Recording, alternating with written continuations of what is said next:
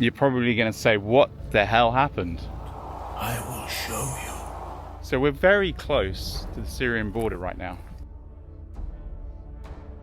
A beehive head. Today we're heading deep into southeastern Turkey to one of the most extraordinary and little known places in the region, the ancient site of Harran in the Şanlıurfa province, very close to the Syrian border. Now, as I drove across the immense sun-scorched plains of the northern Fertile Crescent, the landscape feels almost endless, flat, dry, and stretching to every horizon under a huge sky. Then, rising from the dust, you begin to notice something remarkable. Clusters of beehive-shaped houses. Their smooth conical mud brick domes huddled together like something transported from another era entirely.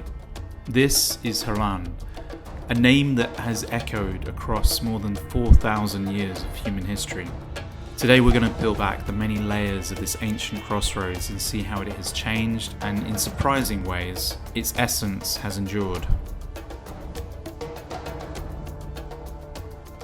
Welcome to another one of my videos. Here you find me in Harran, the place that Abraham once lived. Not where he was born, but where he once lived. And some say, religious scholars say, his father died here. And after he died, that's when Abraham left. But this is the place that God first spoke to Abraham. It was at this place that he said, "You will go found nations. You will go found a nation." He said a lot more than just that. But he said, "Here I am." To the land I will show you. The land will show you.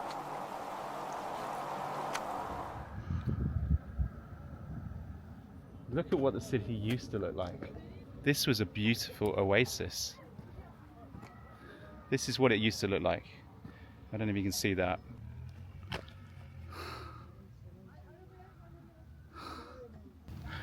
And now,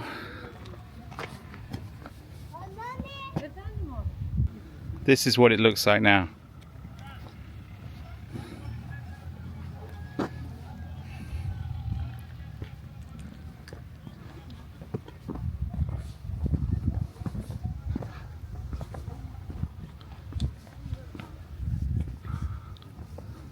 You're probably going to say, what the hell happened?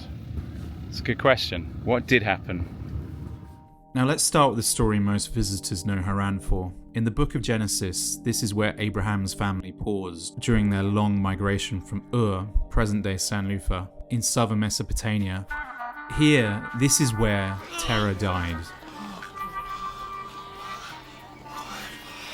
Don't leave me. Don't leave me. Not now. Not yet. It was from these very plains that Abraham received the divine call to continue onward to the promised land of Canaan.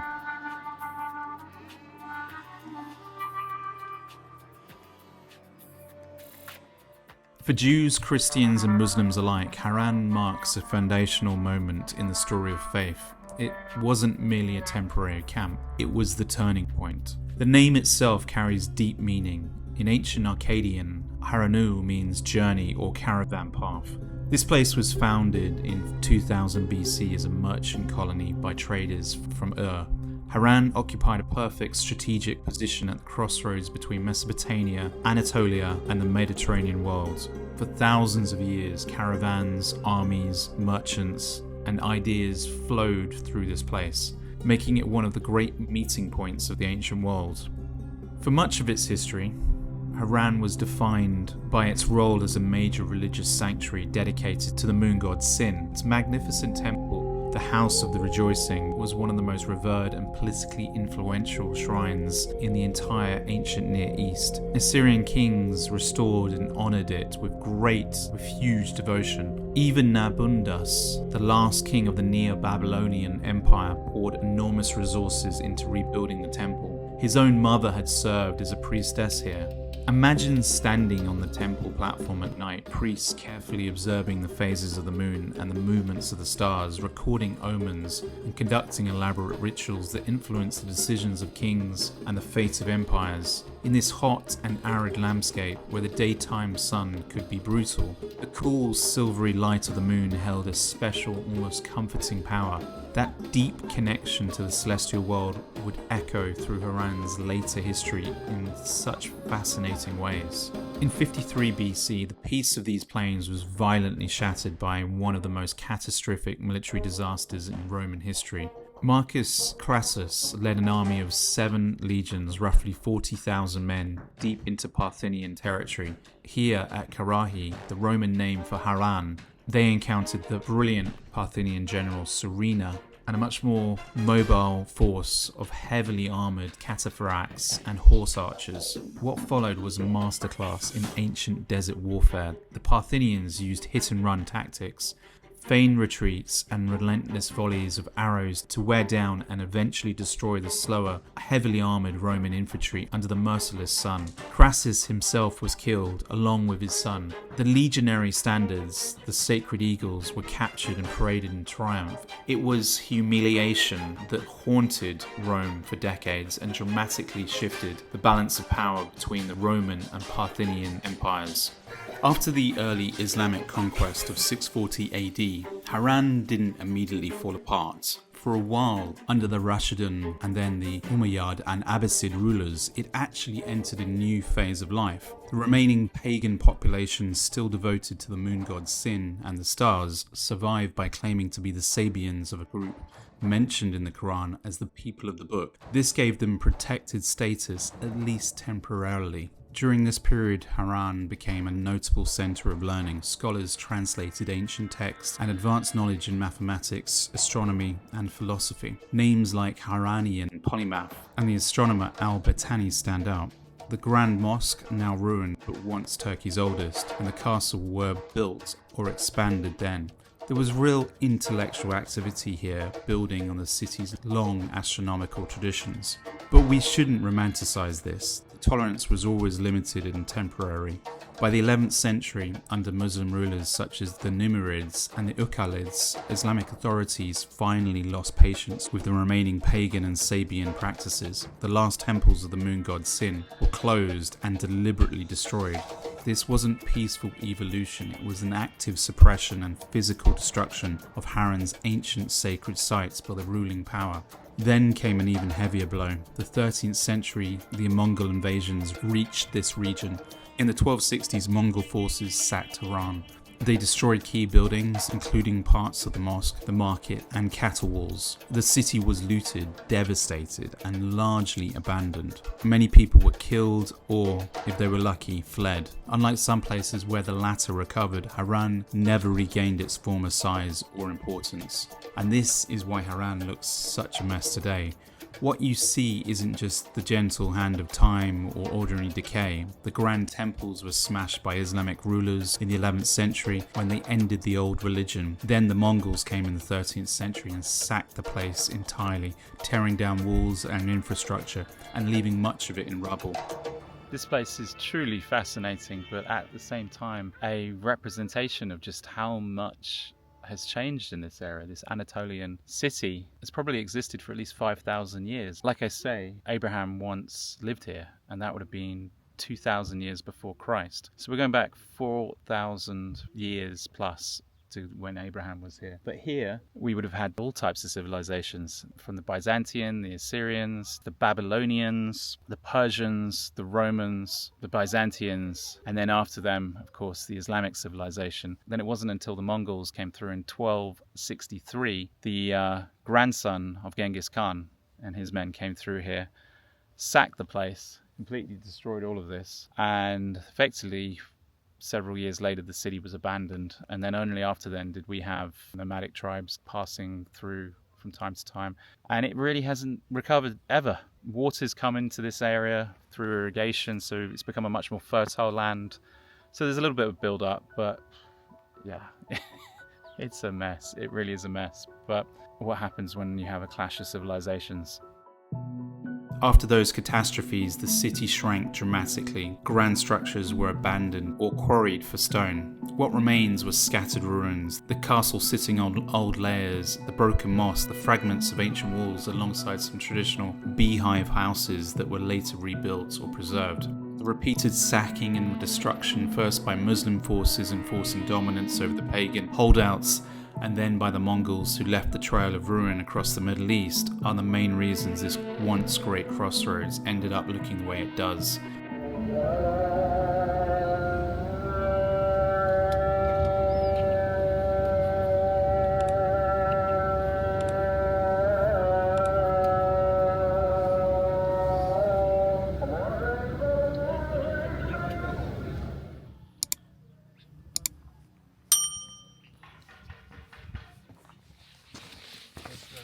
Hello. Is this open? Yeah. Yeah? Open.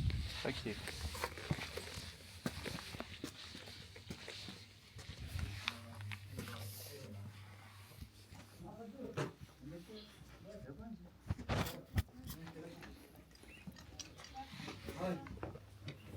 Hello. How are you? How are you? Not too bad. How are you? You can speak English? English, yeah. One Yeah. minute. Play telephone. Does it cost money to see? I am manager. You're manager. Culture house is my house. Is museum. Yeah. Is history after money. Money no problem. Is money 300 lira, 400 lira. So is it 300 or 400? 300, 400, no problem. Okay, so it's a donation. Yes. Okay. Okay. Welcome to Harran. My name is Halil. This is the Harran Culture House. Yeah. Is Harran Culture House. Winter warm, summer is cool. Is Harran Culture House 300 years old. Wow. Her bir kümbet 850 turada. 850 bricks each day. The bricks have mortar, rose oil, soap, straw, and custard. So it's 300 years old. Yes. Just 300. Okay. Yes. This Harran Culture House is family 15, 8 boys, 8 girls. His mother, father is big family. Yeah. 20 room. This is the living room. This is the living room. Yes. It's nice. It's very cool. Wow. This is the guest room. Guest room, yeah? Yes. And here is kitchen. This is the grandfather room. Grandfather's room. Cold water tank. Yeah. It's 2 years restoration. Okay. 2 years restoration. They restored this in 2 years. People lived here 3 years Yes, ago. Yes. Eggs. Why bread, oil. Why did they leave? Yes. This is the cold water tank. Right. Yes. Is there a hot water tank? Okay. Yeah, just This cold. is the bedroom. Brilliant. Ah, the Last Supper. Were they Christian? No, it's Muslim. It's decoration. Decoration. Okay. Is Christian, is Muslim, is no problem. Is people, good people, no problem. Yeah. No, absolutely. I can see the Islamic here. And this floor is, what's the floor made of? It's clean. It's clean. Yes. But what is it? Is it dirt or? Yes. It's, What do we? It's dirt. Yeah. Okay. So it's. this is the kitchen section. Siz girin abla, ev sizin eviniz. Sağ olun.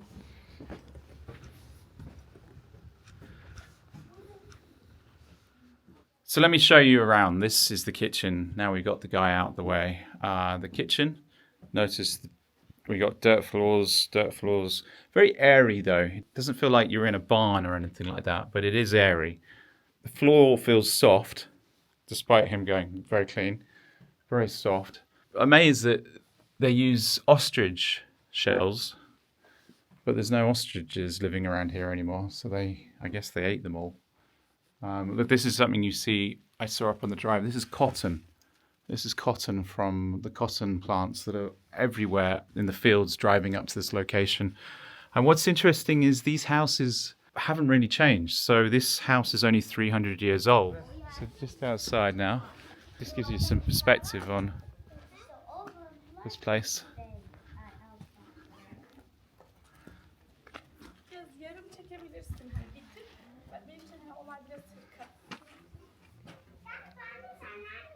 It's a bit of a compound really, but obviously this is now played up for the few tourists that it gets. Here we have some sort of herbs.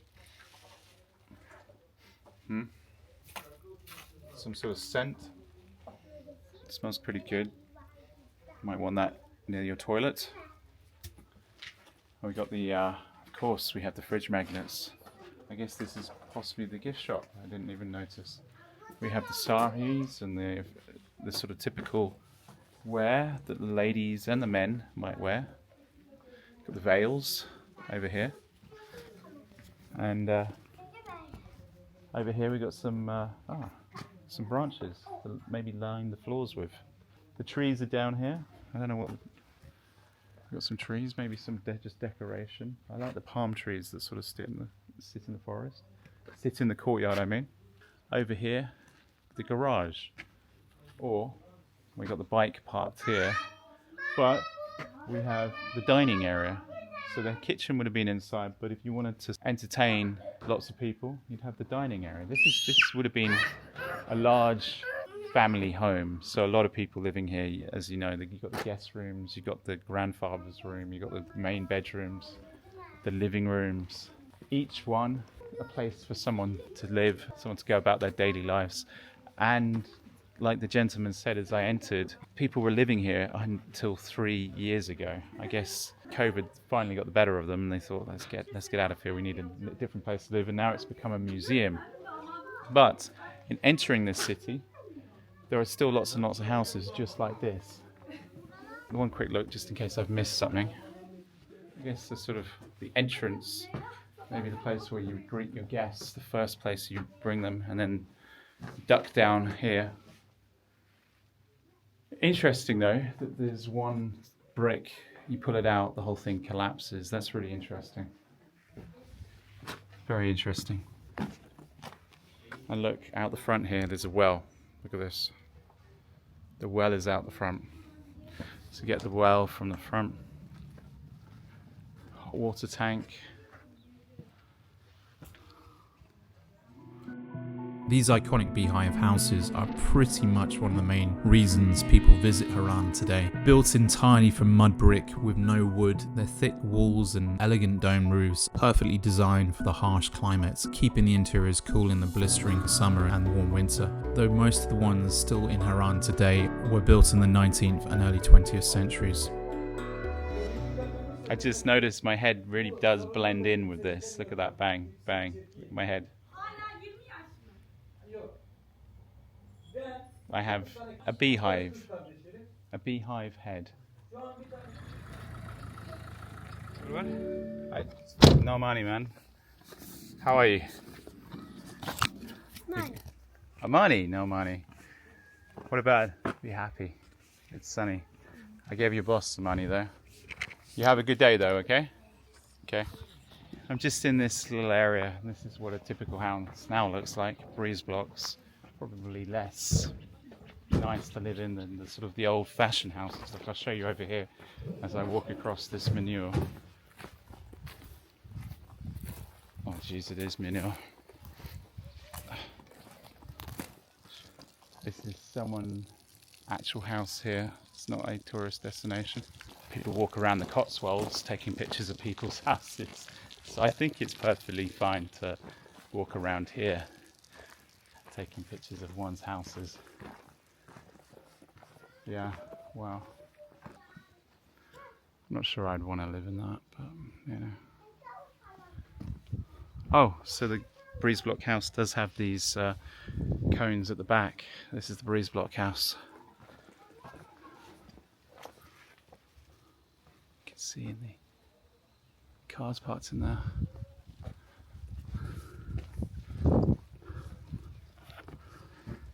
Having been inside them, I think you can appreciate that that sort of shape with the air sockets makes for a much more cooler environment. Out here, it's sweltering, but inside it was much, much cooler. And if they had the blankets on the doors and I wasn't walking through, it would be even cooler. I get it, I do get it. But as you see, there's not really much around here. Guess hello to some goats, maybe. So we're very close to the Syrian border right now, which obviously makes things a little bit risky.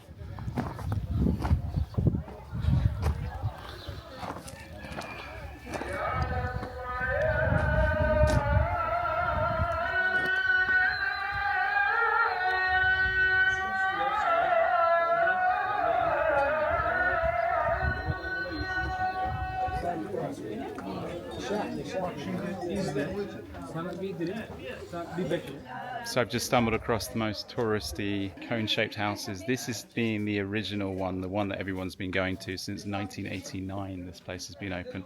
Definitely a money-making scheme, this one, but this is the original. Maybe this is the original owner, maybe. This one could be the original owner. 22 little huts, apparently. What's strange is all around the city, these buildings actually do exist, but obviously the opportunity, rather than invading private property, is to see how they live by walking into one of these museums.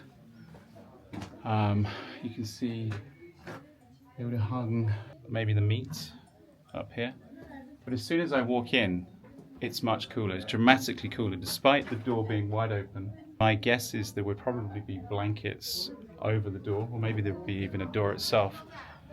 This is so much cooler. As soon as I step out, well, obviously I'm going to step out into the sun, temperature climbs dramatically. So we're going to step in here. I've just been sweating for the last couple of hours while I've been in this city. More food hanging. I wish that was wine, but no, that's probably not wine. Exactly the same as the last one. See up here? There's a little slit over the top which stops the rain pouring in, although I imagine if you had sideways rain you'd probably get it, but they don't get much rain in this part of the world, so it's not such a concern for them. You know, it happens, but it's just not frequent.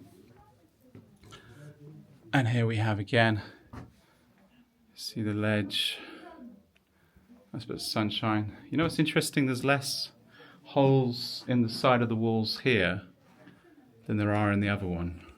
I wonder why that is. I can see there's an air hole. Is that an air hole? It's a, I don't know what it is, maybe a light sensor.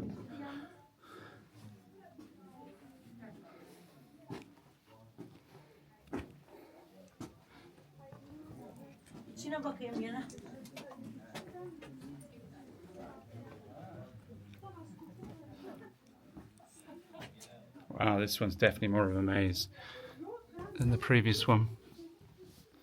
You see the bed. I mean, it's livable. You wouldn't have the worst life living here. Once you got used to the smell, I imagine it would probably smell for a bit of time while you got used to the surroundings. You can see the straw, like the gentleman said, eggshell in the last place, nails. They don't want heavy rain, do they? Because as soon as they get heavy rain, it could all wash away, but every rug almost looks like Scotland. Scotland, and then here we have Istanbul. But yeah, this is, I've just walked up and a busload of Chinese tourists rocked up just before me. So it's the first time I've actually seen a bucket load of tourists since I've been in this city. And obviously the one place they're going to get dropped off is this place. This is on the tourist map. See the wear for the horses. Guess this is the tack room. Got horseshoes. Scrape. Oh, jeez, it's painful. Stirrups. Saw. It's kind of like the garage. And then, just like the last one, there's a living room here, which obviously cordoned off because you don't want to get people's muddy shoes on the beautiful carpets. This is where everyone chills out, has a bit of a smoke, dreams of Scotland.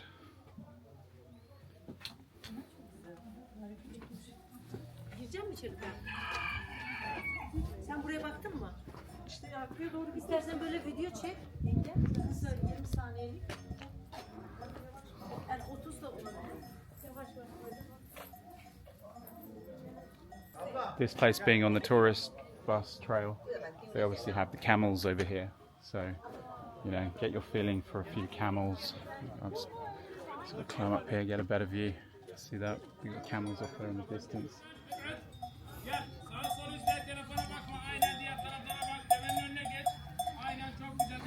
So you see right behind me the lady's dressed up in typical gear. She's a tourist. Gentleman taking a video, taking a photograph, perfect for the gram, the TikTok. Hello, how are you? Maybe you shouldn't have gone in there, I don't know. We shall see. Let's go have a look in the shop then.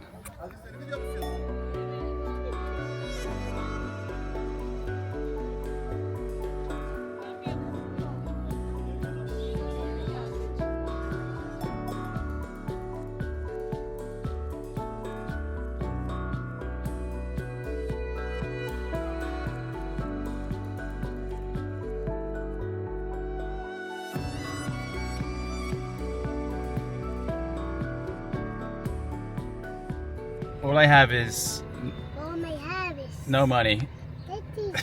When you come through here, you stop the car, you're subjected to kids asking for money. It's unfortunate. It really is unfortunate. But look, there's a camel in the distance. I have to say, I understand why Abraham left now. Abraham left because there isn't much going on here. There really isn't much going on here. Anyway, what's your name? Ishmael? Mehmet. Mehmet. Mehmet, good to meet you. I'm Alex. Sabiha. Alex, high five. Sabiha, Abi. high five. Sabi, what? Para. I got no money. You go back to your parents, okay? Anyway, I gotta go, okay? You better let go of the car, okay? Bye bye. Bye bye, kid. I don't want to run you over, okay? Bye bye. Bye bye, kid.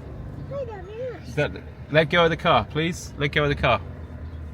Kid, come on. Let's let go of the car. Let go of the car. Your destination is on the left. Kid, let go of the car.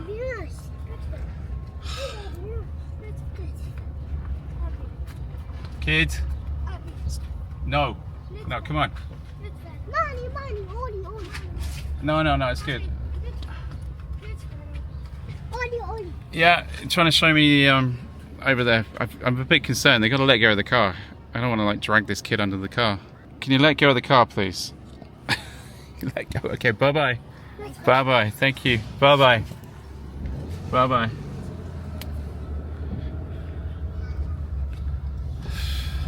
Oh my word. Oh, she just hit my car. Okay. So she's not under the car, but she's in the distance just in case you don't. I don't recommend wasting a good hour plus driving through harsh terrain to see much of this place. I'm normally very, very favourable about places. I say, look, you've got to go visit yourself. But it is ruins. Look at this over here. Look. You can see the ruins. Everything's just a ruin. Destroyed by the Mongols and destroyed by Islam. Harran went from a thriving city with temples, academies and busy streets to a much smaller settlement surrounded by ruins. Today, the mess, the overgrown archaeological areas, the half-collapsed structures, the contrast between a few preserved domes and the general state of abandonment is a direct legacy of those historical catastrophes. Later regional conflicts, neglect and economic decline didn't help, but the foundational damage was done centuries earlier by conquest, suppression and sacking. It's a stark picture. Harran wasn't just conquered, its old religion was crushed and its buildings were destroyed by successive powers. First, the Islamic rulers ended the pagan era with force, then the Mongols who delivered the physical knockout. The city that once hosted Abraham's journey, moon worship, Roman battles and Islamic scholars was repeatedly broken. Yet even among the ruins, there's still power here. The layers remain visible, but the castle rises over the old temple site. The stars still shine over the plain where priests once read omens. The Beehive houses show practical ingenuity that somehow survived everything thrown at it. But we shouldn't pretend the current state is just history happening. Much of it is a result of deliberate destruction and sacking by Islamic authorities who destroyed the temples and by the Mongols who sacked the city. Standing here, you can really feel what was lost.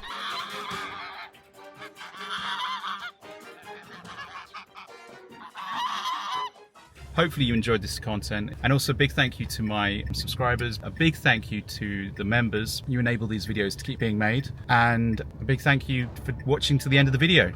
So until next time, keep progressing, keep wandering. I'll see you then.